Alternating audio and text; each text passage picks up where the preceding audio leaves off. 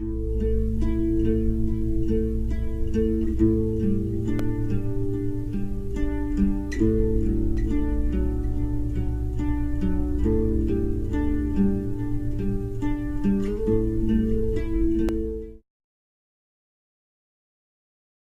is Dr. Bob Fredericks, who's the first fully installed doctor at the Whittemore-Peterson Institute, taking care of clients. He's been a doctor in Reno previously, and now he's helping the Whittemore-Peterson Institute.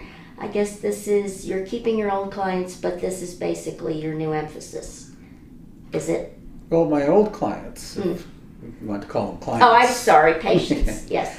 Are the cases upon which I've built my understanding of how energy is organized and how the endocrine system interfaces with the immune system. So they are very well characterized patients that teach us more about how to work with other patients.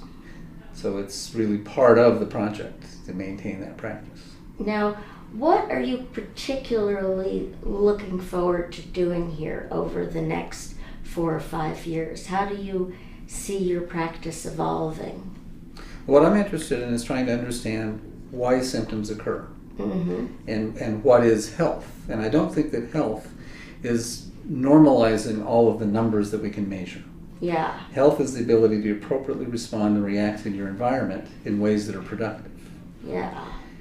So the mechanisms that can be identified in each person as to why their system is disrupted and their ability to accomplish that is what I want to develop the tools to identify and identify the treatments that will be effective for resolving those problems so that people can enjoy health. But it does start with a new definition of health. Do you want to share that with us a little? Is there any way to explain that at this point in your work, or we're too early in the process? Well, it's still it's 30 years down the line in terms of trying to accomplish this. It's really going back to the assumptions that were made prior to the 80s, which was that we needed to understand metabolism and how to appropriately understand personal mechanisms that were accounting for disruptions in that metabolism.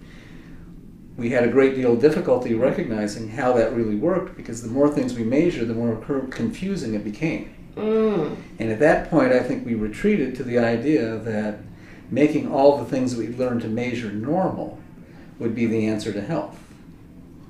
Well, in a lot of ways, that's a mistake because that makes the assumption that everybody's the same.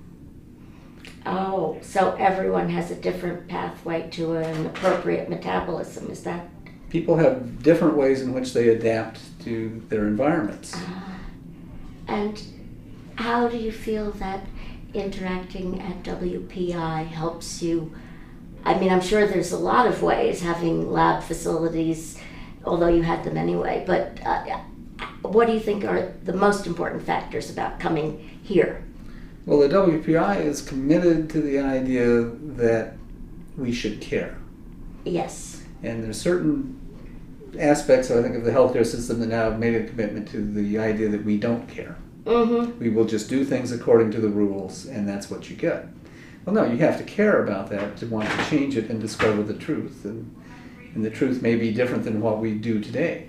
And so in that, we're hoping to be able to take what we've learned and have a place to showcase it for teaching and for the research and discovery. That is so true, what you said about caring. That is really great. I will let you get back to your patients who I saw waiting for you. Okay. But thank you very much for stopping to see me. It's nice to meet you. Take care.